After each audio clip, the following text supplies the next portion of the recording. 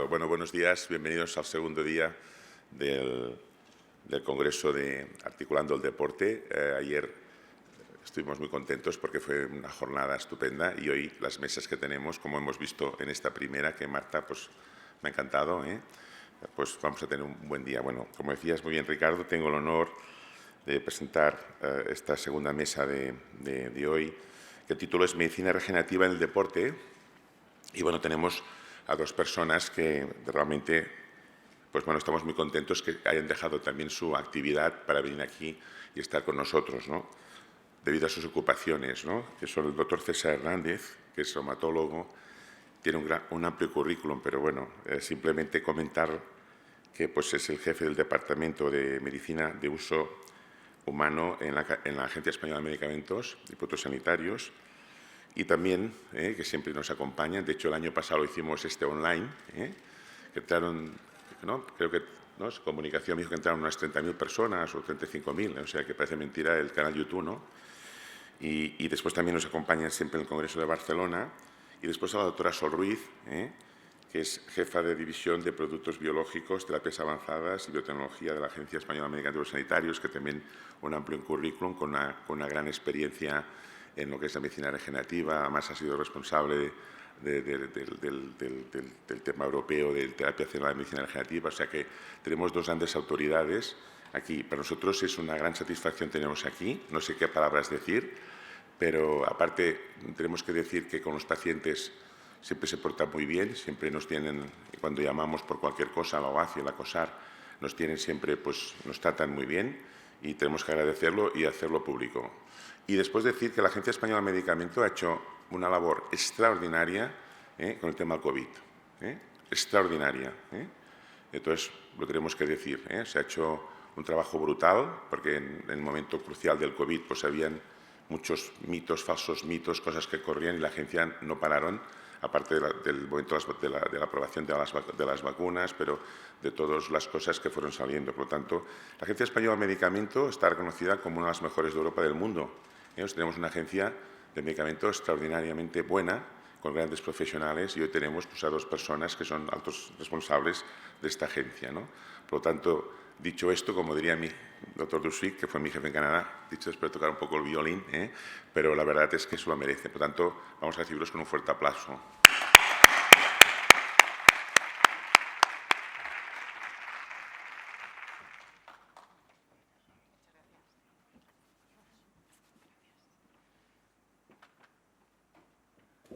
Bueno, muy buenos días a todos. Muchísimas gracias. Josep, muchísimas gracias, Ricardo, por vuestras amables palabras y muchísimas gracias por invitarnos a estar aquí con vosotros en esta mañana. Un verdadero placer, la verdad. Bueno, voy a intentar ser breve en la presentación. Como veis aquí, el título dice Medicina Regenerativa en el Deporte, y lo que vamos a intentar es aclarar cuál es el marco regulador de los tratamientos que vemos que se están utilizando en medicina deportiva. Como veis aquí en la presentación, pues para diferentes tipos de lesiones bueno, pues causadas por el deporte o por determinada actividad, se ofrecen determinados tratamientos que podéis aquí ver en la parte izquierda de la presentación y que la gran mayoría de ellos son considerados medicamentos. Como veis, pues tenemos desde vesículas extracelulares, también conocidos como exosomas o secretomas, materiales que probablemente hayáis visto o se verá a lo largo también del simposio de materiales obtenidos a partir de impresoras 3D, a veces combinados o no con células o tejidos, matrices también que incluyen células autólogas, a veces heterólogas, trasplante de condrocitos o también lo que conocemos todos los tratamientos basados en PRP o procedentes de plasma autólogo. Cuando hablamos de medicina regenerativa, estaríamos considerando fundamentalmente dos grandes grupos de tratamientos. Uno basado en factores de crecimiento y otro basado en lo que conocemos como medicamentos de terapia avanzada y que vamos a ver brevemente. Cuando hablamos de factores de crecimiento, tenemos ahí también dos grandes grupos muy diferentes y con marcos reguladores muy distintos.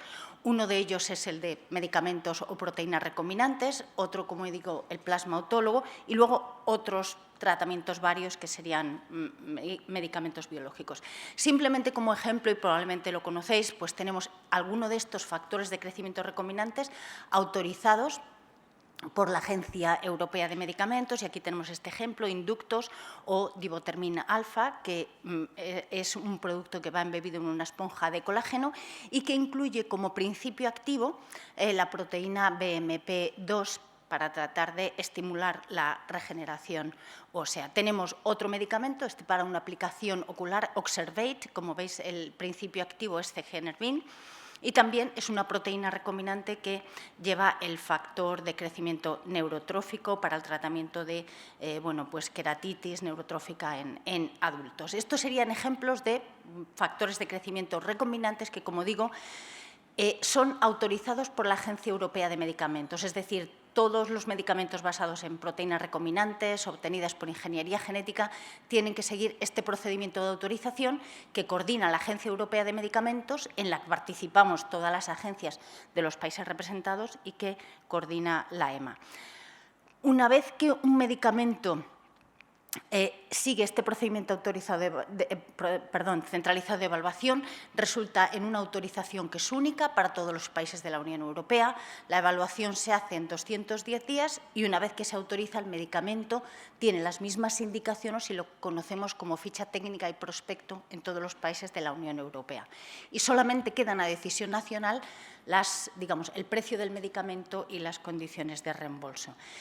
Dentro de la Agencia Europea de Medicamentos, el comité que tiene la decisión final para los medicamentos de uso humano es el que se conoce como CHMP, y en él están representados todos los Estados miembros de la Unión Europea, como veis ahora son 27, más un miembro suplente, representados también Noruega e Islandia como observadores, y luego hay 5 miembros que no representarían a su país, sino que son miembros elegidos por el propio comité durante un periodo de 3 años y que puede ser renovable por su experiencia en diferentes áreas, puede ser biotecnología, puede ser epidemiología, etcétera. Como digo, ese comité es el que toma las decisiones sobre estos medicamentos que siguen ese procedimiento centralizado de evaluación.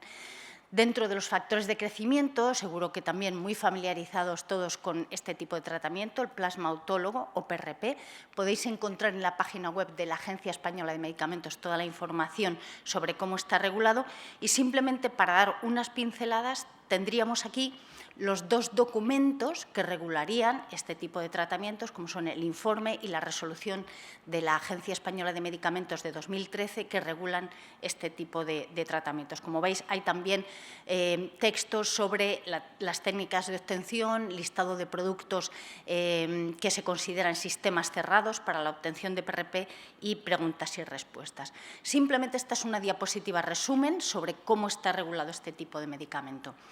Como veis, es considerado medicamento de uso humano para atender necesidades especiales. No precisa autorización individual, es decir, cualquier otro medicamento tiene que solicitar la autorización a la Agencia Española o a la Agencia Europea y se da una autorización para poder ser utilizado. En este caso, no es necesario solicitar autorización individual. Puede ser prescrito por médicos, odontólogos y podólogos y, como veis en el último punto, el prescriptor es el que se hace responsable de elegir el producto, rico en plaquetas, pobre en plaquetas, etcétera, y de que cumple todas las garantías para poder ser utilizado. Garantías de producción, eficacia, trazabilidad, farmacovigilancia e información. No vamos a entrar en los detalles, pero toda esta información está recogida en la web de la Agencia Española de Medicamentos. Y como cualquier otro medicamento, está prohibida su publicidad al público en general. Es decir, se puede presentar como una oferta que un determinado centro médico puede hacer o está incluida en su, lista de servicios, pero no se puede hacer publicidad dirigida al público en general. Y pasamos luego al otro gran grupo de medicamentos que se utiliza en medicina regenerativa, que son los que conocemos como medicamentos de terapia avanzada, que, como veis aquí, incluye medicamentos basados en terapia génica, basados en terapia celular somática, ingeniería tisular y medicamentos combinados de terapia avanzada. Muy rápidamente, aquellos de terapia génica serían aquellos en los cuales se utiliza un ácido nucleico recombinante con un vector viral o no para tratar de regular, reparar o sustituir una secuencia génica. Simplemente por poneros un ejemplo de uno de los tratamientos ya autorizados, para el tratamiento de una inmunodeficiencia severa, combinada severa, en el cual se extraen células madre del paciente, en este caso niños, bebés o niños de corta edad. Las células son modificadas genéticamente en el laboratorio utilizando un virus que lleva el gen que se trata de suplementar, y esas células modificadas genéticamente se reinfunden y van de nuevo a la médula ósea y consiguen, si digamos, se implantan en un porcentaje suficiente, dar lugar a todos los linajes sanguíneos celulares con ese defecto génico corregido. En este caso, para el tratamiento, como os decía, de una inmunodeficiencia severa combinada, en la cual, bueno, pues estos niños, cualquier infección puede resultar letal, con lo cual, bueno, pues el tener un tratamiento que corrija, digamos, ese defecto del sistema inmune, pues es muy importante. Simplemente para indicaros, este primer tratamiento para tratar esta enfermedad ultra rara y, como veis, con un grupo de pacientes tratados muy pequeño, con 12 pacientes más otros 8 o 9 pacientes con tratamiento de uso compasivo. Como los resultados eran muy buenos y muy robustos, consiguió la autorización de comercialización en la Unión Europea. Otro tratamiento basado en terapia génica para tratar a pacientes con beta-talasemia y que, como veis también aquí, con un grupo pequeño de pacientes, 32 o 33 si no recuerdo mal, se consiguió una autorización de comercialización por los buenos resultados que se obtenían con este medicamento. Cuando pasamos a los medicamentos de terapia celular somática, como decimos aquí, el principio activo son células o tejidos y, bueno, pues se trata de prevenir, tratar o diagnosticar una enfermedad. También basados en células o tejidos pueden ser los medicamentos de ingeniería tisular, pero aquí lo que se trata es de reemplazar o sustituir un órgano o un tejido y pueden llevar o ir combinados con un producto sanitario o no. La definición europea de terapia celular somática es un poco compleja porque habla de unas células o tejidos, si han sido objeto de manipulación sustancial, pasarían a ser medicamento. Es decir, manipulación sustancial, por ejemplo, sería cultivo celular. En el momento que extraemos células de un paciente, las ponemos en cultivo y las volvemos a administrar, eso sería una manipulación sustancial. Estamos hablando de un medicamento, pues, por ejemplo, tratamientos basados en condrocitos autólogos.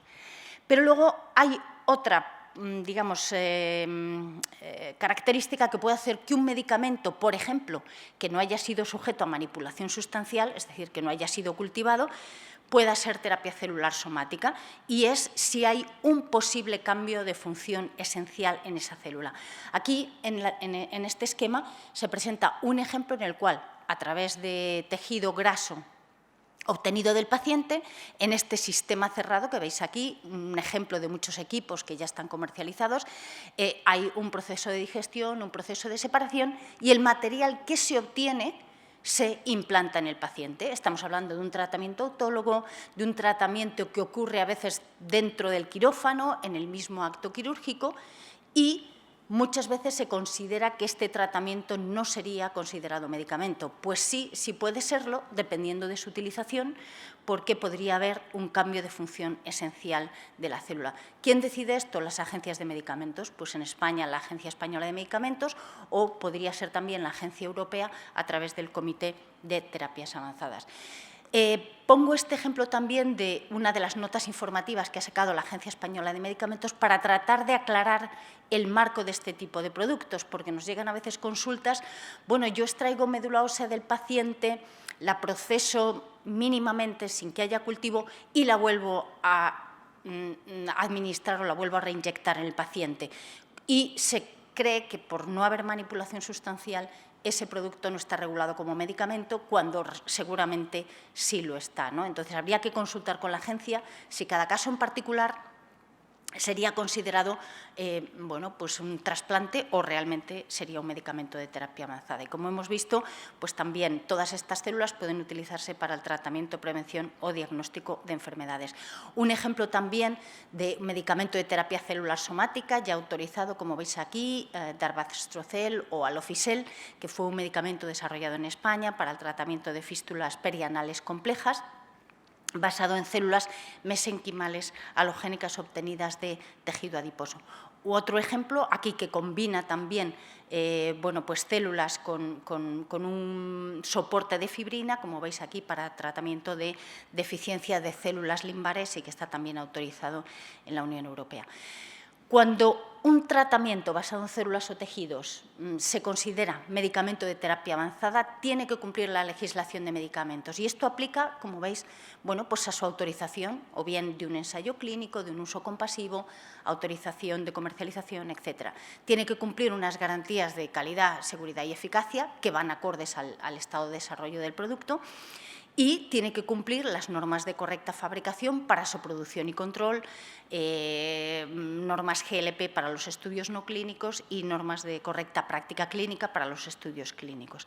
Aquí la responsabilidad recae sobre la Agencia Nacional o la Agencia Española para la investigación clínica o el uso compasivo, o para la autorización de uso que mencionaremos brevemente en las próximas diapositivas, y en la Agencia Europea si lo que se solicita es una autorización de comercialización. Y vamos a ver brevemente estos tipos de autorización. En el caso de la autorización de comercialización, como hemos visto, es responsabilidad de la Agencia Europea de Medicamentos, y aquí, para todos los medicamentos basados en células o tejidos, hay dos comités que son los que, digamos, intervienen fundamentalmente en la decisión final. Uno es el Comité de Terapias Avanzadas y esa propuesta, digamos, de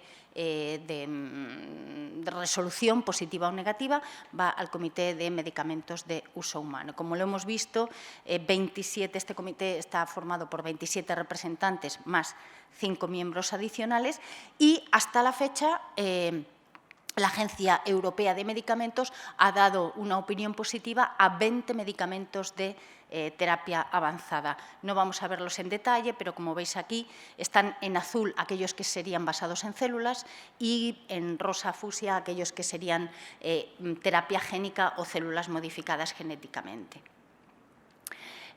Como veis, algunos de estos que ahora aparecen en gris ya no están disponibles comercialmente, es decir, estos medicamentos, aunque consigan una autorización de comercialización, tienen desafíos posteriores en su uso y comercialización que hace que, bueno, pues algunos de ellos realmente pues no se hayan mantenido. Existe una posibilidad dentro de la legislación europea que permite una autorización nacional de algunos de estos medicamentos de terapia avanzada, que aquí en España hemos denominado autorización de uso. Está basada en esta cláusula de exclusión del Reglamento de Terapias Avanzadas y que en España hemos regulado a través de este Real Decreto que digamos, establece los requisitos para autorizar medicamentos de terapia avanzada de producción no industrial. Inicialmente se hizo para autorizar determinados tratamientos que ya estaban considerados como terapias consolidadas a nivel nacional, como eran el trasplante de condrocitos, queratinocitos o células troncales del limbo corneal, pero está abierto a cualquier otro tipo de medicamento que, bueno, pues tenga, digamos, por lo menos resultados iniciales de eficacia y seguridad que permitan su uso. Y hasta ahora la Agencia Española de Medicamentos ha concedido autorización de uso a 2 medicamentos basados en células. Como veis, uno de ellos es el NC1 al Hospital Universitario de Majadahonda, de Puerta de Hierro de Majadahonda, y el otro al Hospital Clínic de Barcelona. Es un medicamento basado en lo que se conocen como linfocitos T modificados genéticamente o CAR T-cells. No voy a entrar en los detalles, toda esta información junto con la ficha técnica la podéis encontrar en la página web de la Agencia Española de Medicamentos. Deciros que el medicamento NC1 está destinado al tratamiento de lesiones de médula espinal y, como veis, el CAR T-cell para pacientes con leucemia linfoblástica aguda, ambos con el compromiso de ambas instituciones de hacer estudios adicionales de confirmación de eficacia y seguridad. Respecto a investigación clínica, como os decía, la investigación clínica es autorizada por las agencias nacionales. En nuestro caso, los ensayos clínicos son autorizados por la Agencia Española de Medicamentos, y si estáis interesados en la búsqueda de algún medicamento en concreto, podéis acudir al registro de ensayos clínicos de la página web de la Agencia Española de Medicamentos. Obviamente, la red Tercel, que agrupa a muchos grupos investigadores en España, en terapias celulares y tejidos también podéis encontrar el número de ensayos clínicos que llevan hasta la fecha en diferentes indicaciones y con distinto tipo de producto, y simplemente, pues como veis, si hacéis alguna búsqueda, pues tenemos ejemplos del uso de células mesenquimales para tratamiento de artrosis de rodilla o para osteonecrosis de cabeza femoral. Y luego tenemos otros tratamientos que es muy difícil describir porque ahí la verdad que nos encontramos con una amplia variedad, pero entre ellos, como os decía, exosomas. Los exosomas o secretomas o vesículas extracelulares serían pues aquellos componentes, factores de crecimiento, etcétera, que secretan las células sin que ese tratamiento incluya las propias células, ¿no? Este tipo de medicamento no sería un medicamento de terapia avanzada, puesto que no lleva células en su composición, pero sí que sería considerado un medicamento biológico, por lo tanto estaría regulado como un medicamento. Puede haber otros componentes celulares, etcétera, entonces de ahí la importancia de consultar con la Agencia Española de Medicamentos si algo es considerado un medicamento o no antes de utilizarlo en su administración. Dejaros aquí también, pues si tenéis interés, con el link a la página web de la Agencia Española de Medicamentos, con las 3 notas informativas sobre el uso, la oferta de tratamientos de células madre y, digamos,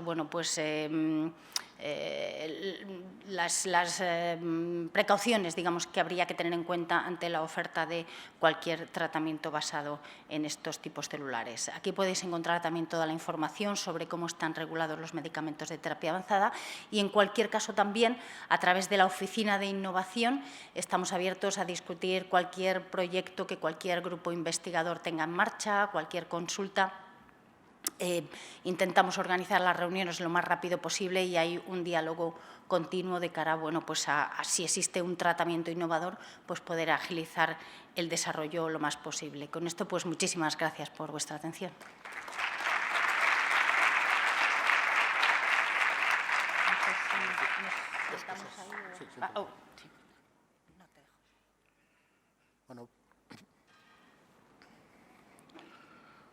Por mi parte, decir una cosa que Sol no ha dicho cuando ha comentado de los miembros de los comités que no son elegidos en razón de su nacionalidad, sino de su expertise. Ella es una de esas 5 personas que están en ese comité elegido por su conocimiento en el mundo de la biotecnología y no porque es el representante español, que igual que el representante sueco o el holandés, pues están puestos por país. Simplemente, como ella nunca lo dice, me gusta reivindicarlo. Por mi parte, voy a ser muy breve, porque quizás lo teníamos que haber cambiado el orden, pero yo quiero dar 3 ideas sobre por qué hemos venido aquí en nombre de la Agencia Española de Medicamentos, por qué esto es un medicamento.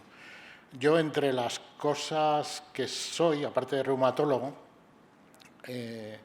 soy muy del Atleti y siempre empezaba las presentaciones poniendo una pregunta que era: papá, ¿por qué se regulan los medicamentos? Haciendo referencia a que el anuncio del Atleti de papá, porque somos del Atleti. Lo he tenido que explicar muchas veces y solamente tengo 2 hijos del Atleti y otros 2 que no. O sea que no debo ser muy bueno explicándolo, quiero decir.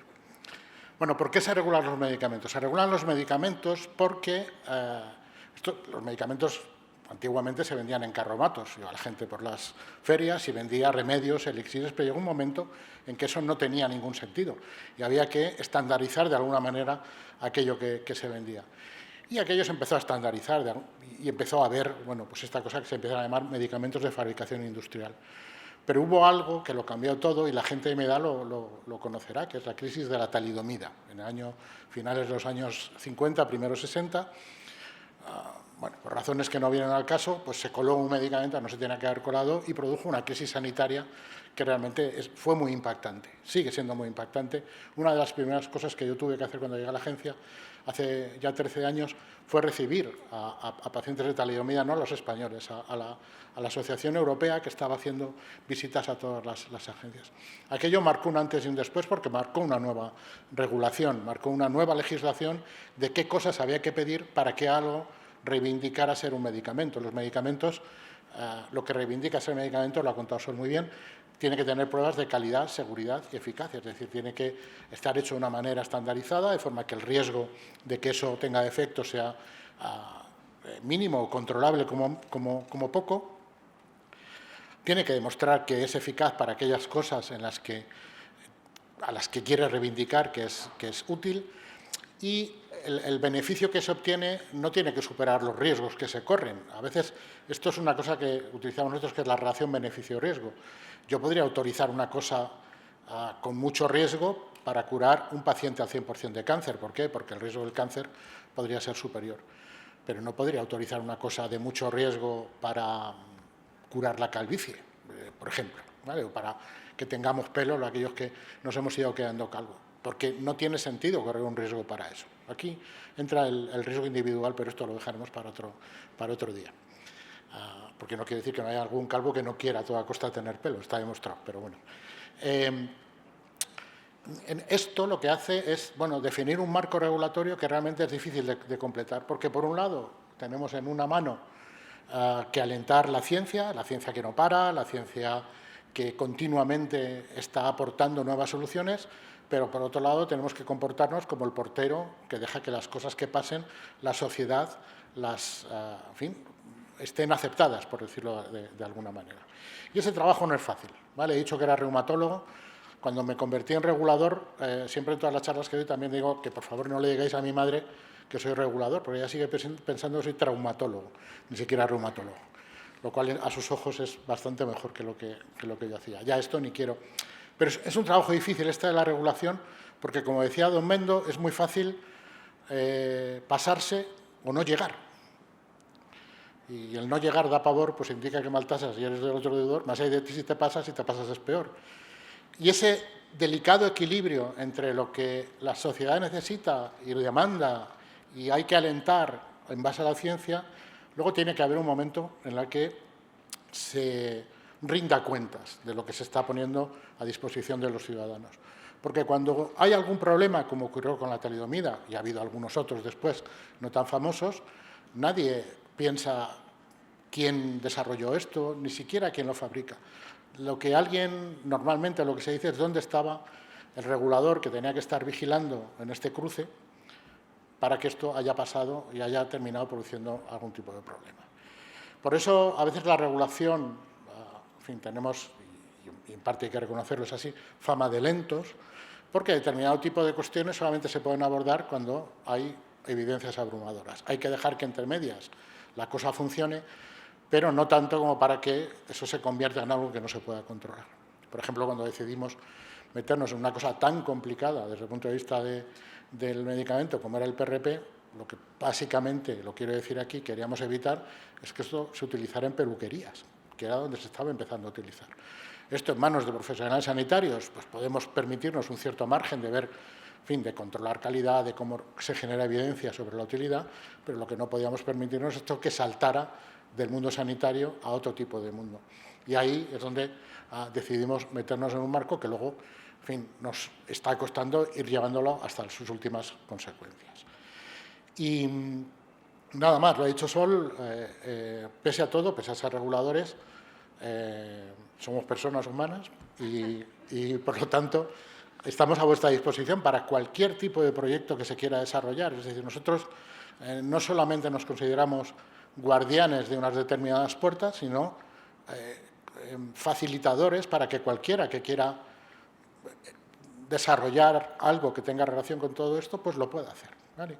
Y aquí caben todo tipo de proyectos. Hemos estado antes en una charla muy interesante de inteligencia artificial, que he mencionado cuál va a ser la aplicación de la inteligencia artificial al desarrollo de medicamentos. Evidentemente, desde el discovery a la propia fabricación, a la propia evaluación de los resultados preautorización, a la propia evaluación de los resultados postautorización, eso va a tener un enorme impacto y tenemos que estar preparados para trabajar en ello. Y, bueno, me atrevo a decir que siempre, independientemente de las personas que estemos en la agencia en cada momento, estamos a disposición de la sociedad, y concretamente de nuestros compatriotas y ciudadanos españoles que quieran desarrollar cualquier tipo de proyecto y avanzar en ese mundo que ha explicado Sol, que parece complejo, que a veces es nacional, con ensayos clínicos, que a veces hay que recurrir a la Agencia Europea de Medicamentos. Bueno, pues en todo eso, en cómo canalizar esfuerzos, trabajo científico y resultados. Resultados, por cierto, en salud, pero también resultados económicos para empresas españolas que quieran desarrollar cosas o gente que quiera generar conocimiento. Pues en todo eso a su disposición para lo que nos necesiten. Y nada más, yo creo que así dejamos un tiempo para el coloquio y para responder a sus preguntas.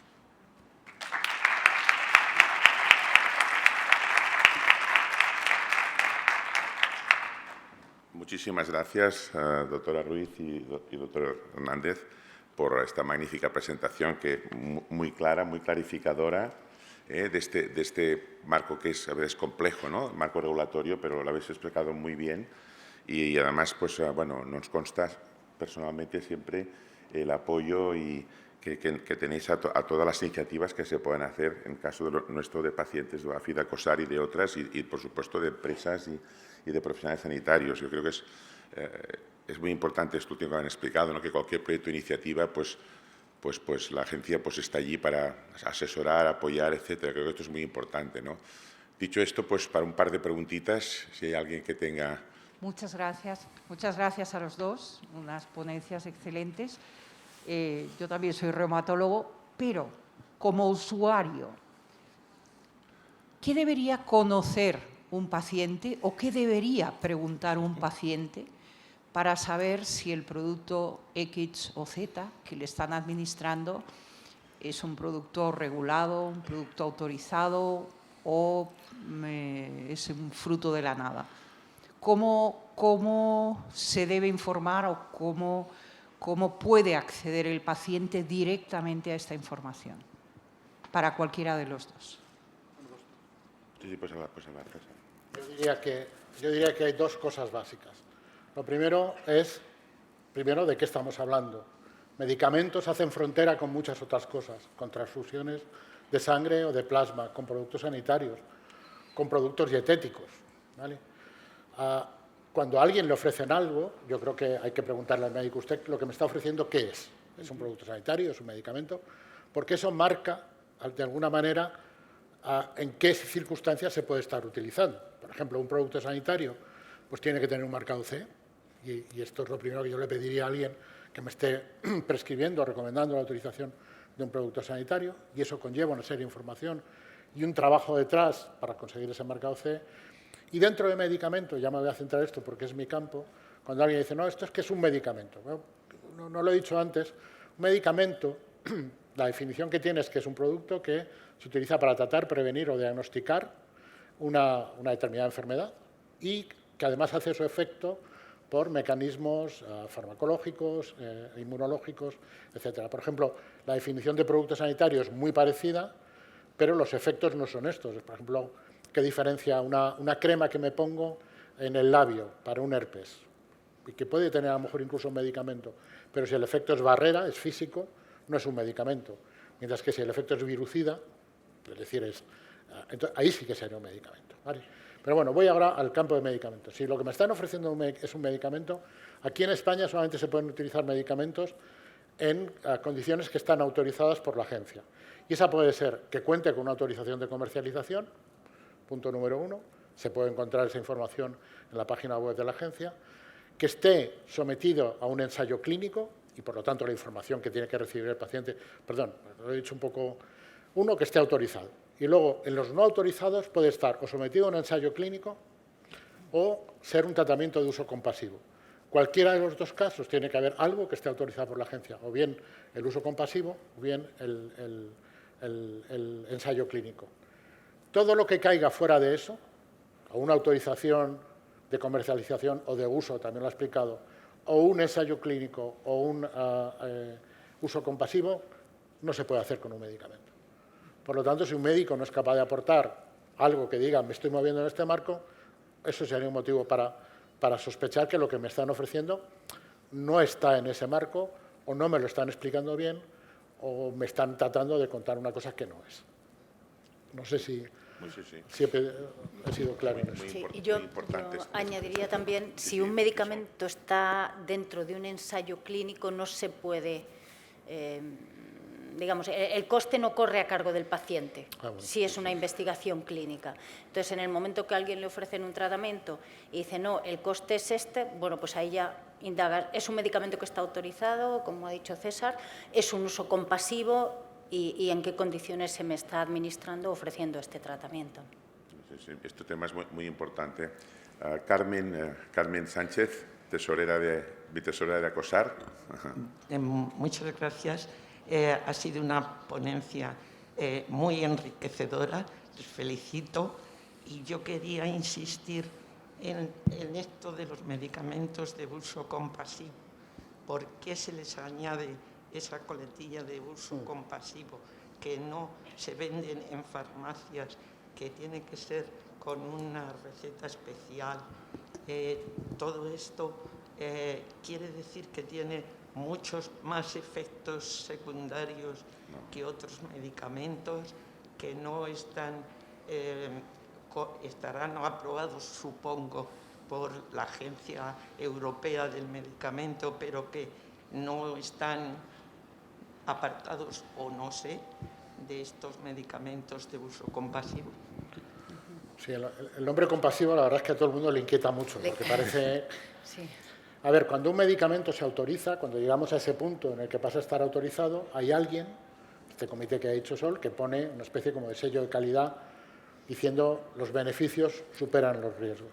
Pero solo con medicamentos autorizados no es posible cubrir todas las necesidades de los pacientes que hay. Hay muchas necesidades médicas que no están cubiertas por tratamientos que están autorizados, o bien porque, en fin, se desconoce la enfermedad o no se sabe, o porque los medicamentos que están autorizados no cubren el 100% de la población.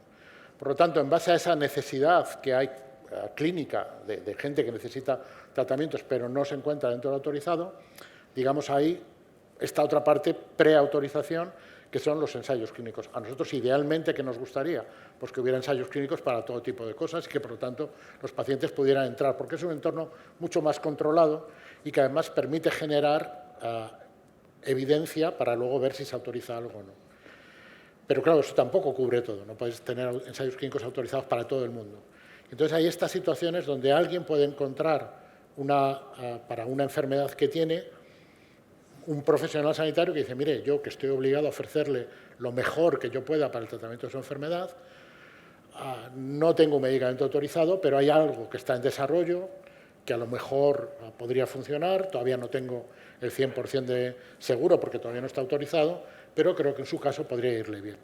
Y en ese caso, con el consentimiento del paciente a recibir ese tratamiento que todavía no está autorizado y que por lo tanto no sabemos todavía si el beneficio supera el riesgo, con digamos, con la información que proporciona el médico y el consentimiento del paciente, se puede acceder a ese tipo de medicamentos. Que el término compasivo, insisto, ¿no? Yo diría más que son acceso a medicamentos no autorizados que todavía están en investigación y destinados a cubrir una necesidad médica que no está cubierta con los medicamentos autorizados. Perfecto. Vamos, la última pregunta, José Luis. Doctor José Luis Vaquero. ¿Qué tal? Muchas gracias. Muchas gracias, de verdad, Sol, César, porque dais luz a algo que si no podría resultar muy difícil de entender. Muchas gracias por estar aquí. Yo también querría, en representación de los pacientes, comentar la enorme garantía que supone pues una institución como la EMS con nosotros, ¿no? En cuanto a seguridad. O sea, algo que aprobáis, analizáis, pues es que es lo que más garantía nos da, ¿no? O sea, que también muchas gracias por esa parte. Sin embargo, hay una cosa que yo quiero comentar cuando se habla de I+D+I, ¿no? Y es que no es un reproche hacia vosotros, quiero decir que como hemos hablado de este tema, pues quiero introducir este tema también, ¿no? Y es que hablamos del I+D+I y a los pacientes lo que nos importa es la A de acceso, que eso viene después. Y es que la ciudadanía, cuando escucha que algo se está investigando, que tal, ya está esperando poderlo utilizar. Y lo que es en España, la ciudadanía, el acceso sabe que depende mucho del ser financiado en el sistema público nacional, porque algo lo podéis estar aprobando, se puede comercializar, pero puede que no esté financiado en el sistema nacional. Y ese es un matiz que yo creo que es importante que consiguiéramos mejorarlo entre todos, ¿no? Porque el acceso al sistema nacional, ahí sabéis que hay un decalaje a veces enorme, ¿no? Y incluso paradojas como, y nosotros que estamos ahora en el tema de la artrosis y la osteoporosis, donde influye tanto el peso, pues hay tratamientos muy eficaces contra la obesidad que no está, pongo solo un ejemplo, que no están financiados, pero están aprobados, o sea, se pueden utilizar, ¿no? ¿Hay algo, no sé, que vosotros podáis hacer también como para que se acelerara ese acceso al sistema público de algo que está aprobado? Sé que es complejo. Ahí casi os estoy pidiendo la ayuda casi como de usuarios más que de reguladores, ¿no? Bueno, yo creo que merece la pena que la gente oiga una pequeña explicación sobre esto. Que un medicamento esté autorizado quiere decir que la relación beneficio-riesgo, bueno, pues es positiva. Cuando un coche se comercializa, cuando alguien va a un concesionario y se compra un coche, eso quiere decir que cumple también una serie de requisitos que industria dice para los coches. Pues tiene que tener ruedas, tiene que tener un volante, tiene que haber pasado tantas horas, los desconozco, pero me imagino que hay algo así. Claro, cuando alguien va a comprarse un coche, aparte de que se hayan cumplido esos requisitos, hay otra cosa que también influye, que es, bueno, cuánto me puedo gastar en el coche. Y aquí tenemos diferentes, bueno, y luego también para qué lo quiero, ¿no? Y aquí tenemos diferentes gamas de coches. Igual que hay diferentes gamas de casas o, en fin, o de restaurantes donde uno puede cenar. En este caso de los coches, de los restaurantes, de las casas, hay una decisión que es individual. Digamos que esa apreciación de si esto que yo compro satisface mis necesidades y el precio que yo pago está acorde a lo que me está satisfaciendo, se hace de manera individual y siempre asumo que cumple los requisitos individuales. Uno se puede equivocar o no, pero cuando toma la decisión lo hace. Claro, en el caso de un sistema público de salud en el que la decisión está dispersa, esto no es así. Quien decide si merece o no la pena gastar determinado tipo de dinero en algo, pues no es cada uno de los pacientes individuales, no es ni siquiera cada uno de los profesionales que lo prescriben, de los servicios de salud que compran, de los farmacéuticos que lo dispensan, ni el paciente que paga. Ahí se produce, digamos, una distorsión que cambia esta relación directa entre quien compra y quien vende, ¿vale? Y es ahí donde se genera este problema que tú comentas de dificultad para tomar esas decisiones. Esas decisiones no son parte de la agencia, ¿vale? Y nosotros no tenemos nada que ver en ellas, pero respondiendo a tu pregunta, no es un trabajo fácil el de esta gente que tiene que decidir por todos si nos gastamos el dinero en este tratamiento y por qué no en este, o en este tratamiento una red viaria mejor, o en este tratamiento, o en salud, o en, yo qué sé, en fin, centrales eléctricas, no por poner otro. Esa decisión no es fácil. ¿Nosotros cómo podemos contribuir a eso? Pues intentando poner a disposición de todos, pacientes, médicos, servicios de salud, tomadores de decisiones de financiación y precio, la mejor información que tengamos nosotros sobre los productos que se autorizan. Porque ni todos los productos que se autorizan nuevos son innovadores en el sentido de que supongan un salto dramático en la salud del paciente, pero claro, tampoco lo contrario. Se autorizan cosas que sí que pueden suponer un salto. Y en cualquier caso hay una cosa que también es verdad y es que en muchos casos la innovación se produce a pequeños escalones. Y por lo tanto hay que tener mucho cuidado con cómo manejamos esto, tanto desde el punto de vista regulador como desde cualquier otro punto de vista. Mi solución a eso, José Luis, es información disponible para todo, romper barreras de conocimiento, que todo el mundo sepa, porque al final le ocurre lo mismo. Si estamos hablando de un PRP, por poner el caso, alguien tiene que, claro, cuando alguien tiene una artrosis, a lo mejor está pensando que ese PRP va a hacer que la articulación sea la de un chaval de 18 años. No estamos hablando de esto.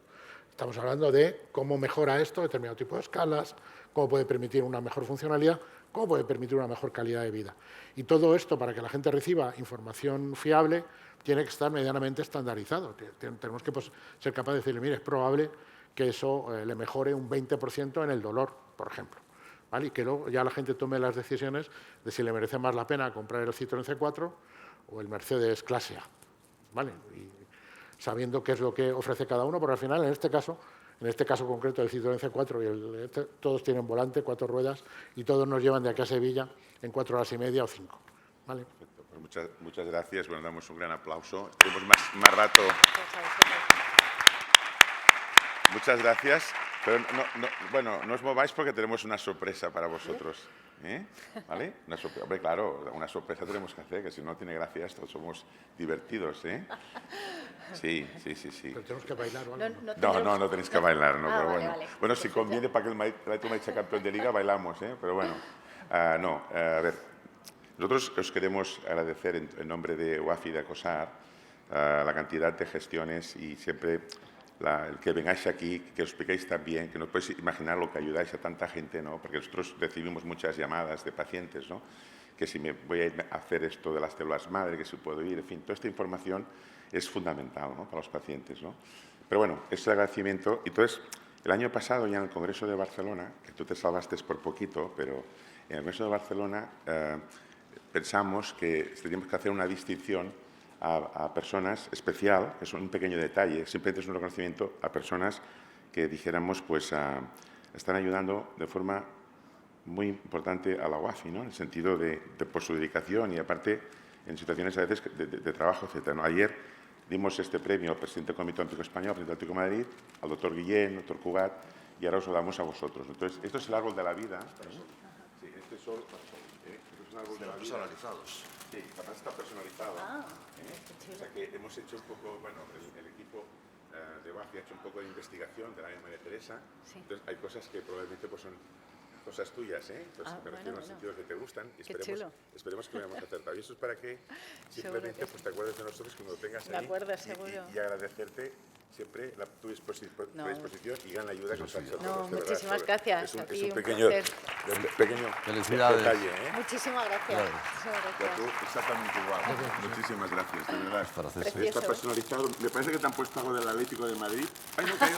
Pero con César Hernández aquí. Muchísimas gracias. No, hombre, Bueno, gracias precioso. a vosotros. Es un pequeño... Felicidades, Muchísimas enhorabuena. gracias. Gracias a vosotros. Felicidades, Gracias, Ricardo. Sol. Un Un placer placer. verte. Nos vemos pronto. Nos hacemos una Nos vemos foto, pronto. va, venga.